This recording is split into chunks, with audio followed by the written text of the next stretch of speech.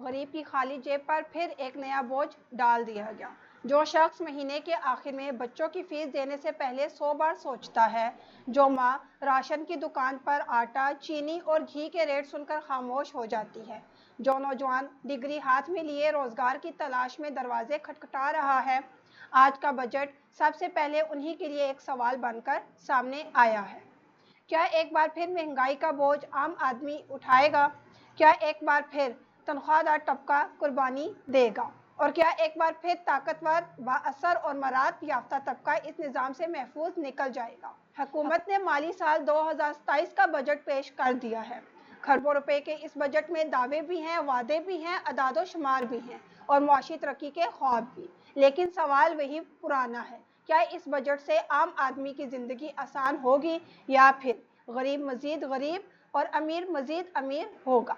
अस्सलाम वालेकुम नाज़रीन, मैं हूं माया काजी और आप देख रहे हैं प्रोग्राम एक नज़र माया काजी के साथ। आज हम बात करेंगे पाकिस्तान के वफाकी बजट 2027 की। एक ऐसा बजट जिसे हुकूमत मुआशी इस्तेहकाम का रास्ता करार दे रही है, जबकि नाक़दीन इसे IMF की शराइत के मुताबिक तैयार करदा एक और मालियाती दस्तावेज़ात करार दे रहे हैं। आइए जानते हैं हकीकत क्या है, बजट का हुजम कितना है। नाजरीन, हुकूमत ने तकरीबन 18.7 खरब रुपए का बजट पेश किया है। सुनने में ये रकम बहुत बड़ी लगती है, लेकिन जब इसका तज्जिया किया जाए तो तस्वीर कुछ और सामने आती है। इस पूरे बजट में सबसे बड़ा खर्च आवाम पर नहीं बल्कि कर्जों पर होने जा रहा है। पाकिस्तान इस वक्त कर्जों के एक ऐसे दायरे में फंस चुका है जहां तरक्की से ज़्यादा तवज्जो कर्जों की अदायगी पर देनी पड़ रही है।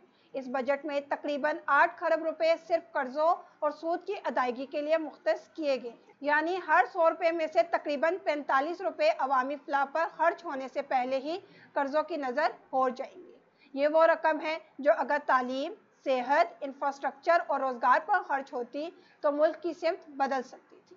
मगर अफसोस हम आज भी माजी के कर्जों की कीमत अदा कर रहे हैं। हुकूमत ने दिफा के लिए तकरीबन 3 खरब रुपए मुख्तस किए हैं। पाकिस्तान की जोग्राफियाई और सिक्योरिटी सूरत हाल को देखते हुए दिफा अहम ज़रूरत है, लेकिन मुआशी माहिरीन सवाल उठा रहे हैं कि क्या इंसानी तरक्की को भी इतनी अहमियत दी जा रही है? तालीम और सेहत को क्या मिला? यहाँ आकर असल तशवीश शुरू होती है। सेहत के लिए चंद दर्जन अरब रुपए, आला तालीम के लिए चंद दर्जन अरब रुपए, जबकि कर्जों और सूद की मद में खरबों रुपए। यही वो फ़र्क है जो पाकिस्तान की तरक्की की रफ्तार को महदूद करता है। दुनिया के तरक्की याफ्ता ममालिक इंसानी सरमायाकारी पर जोर देते हैं, हम अब भी कर्जों की अदायगी को अपनी सबसे बड़ी तरजीह बनाए हुए हैं। हुकूमत ने मईशत की शरह नमू तकरीबन 4% मुकर्रर की है, लेकिन सवाल ये है कि क्या ज़मीनी हक़ाइक़ इस हदफ की इजाज़त देते हैं? गुज़िश्ता बरस भी मुआशी अहदाफ मुकम्मल तौर पर हासिल नहीं हो सके। IMF और दीगर आलमी इदारों के अंदाजे भी हुकूमत के दावों से कम हैं। ऐसे में ये हदफ कितना हकीकत पसंदाना है, इस पर सवालात उठ रहे हैं। टैक्स का बोझ किस पर है? हर बजट के बाद एक सवाल ज़रूर पूछा जाता है, टैक्स कौन देगा? इस बार भी तनख्वाहदार तबका, फ्रीलांसर्स, डिजिटल क्रिएटर्स और कारोबारी अफराद मुख्तलिफ नई टैक्स पॉलिसी से मुतासिर होंगे।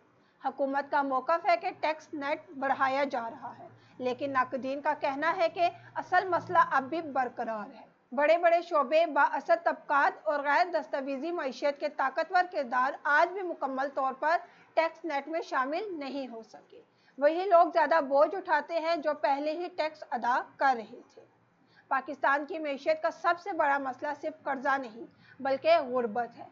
गुज़िश्ता चंद बरसों में लाखों नहीं बल्कि करोड़ों अफराद मुआशी दबाव का शिकार हुए हैं। महंगाई ने मुतवस्सित तबके को भी मुतासिर किया है। घर के अखराजात बढ़ गए और आम आदमी की कुव्वत खरीद मुसलसल कम हुई है। हुकूमत ने बेनज़ीर इनकम सपोर्ट प्रोग्राम के बजट में इजाफा किया। इस प्रोग्राम से लाखों खानदान फ़ायदा उठा रहे हैं। ये एक अहम समाजी तहफ़्फ़ुज़ का मंसूबा ज़रूर है, लेकिन सवाल ये है कि क्या मुस्तकिल इमदाद गुर्बत का हल है या फिर असल हल रोज़गार, सनत और कारोबार के मौक़े पैदा करना है? एक और खामोश बहरान पाकिस्तान के मालियाती निज़ाम को मुतासिर कर रहा है और वो है पेंशन। माहिरीन खबरदार कर रहे हैं कि अगर फौरी इस्लाहात ना की गई तो आने वाले बरसों में पेंशन की अदायगियाँ तरक्याती अखराजात से भी ज़्यादा हो सकती हैं, यानी सड़कें, अस्पताल, स्कूल और तरक्याती मंसूबे पीछे रह जाएंगे। जबकि कौमी खजाने का बड़ा हिस्सा सिर्फ पेंशन की अदायगी में खर्च होगा। पाकिस्तान दुनिया के इन ममालिक में शामिल है जहां नौजवान आबादी सबसे ज़्यादा है। हर साल लाखों नौजवान मुलाजमतों की मंडी में दाखिल होते हैं, लेकिन रोज़गार के मौके इसी रफ्तार से पैदा नहीं हो रही। यह सूरत हाल मुस्तकबिल में एक बड़े मुआशी और समाजी बहरान को जन्म दे सकती है।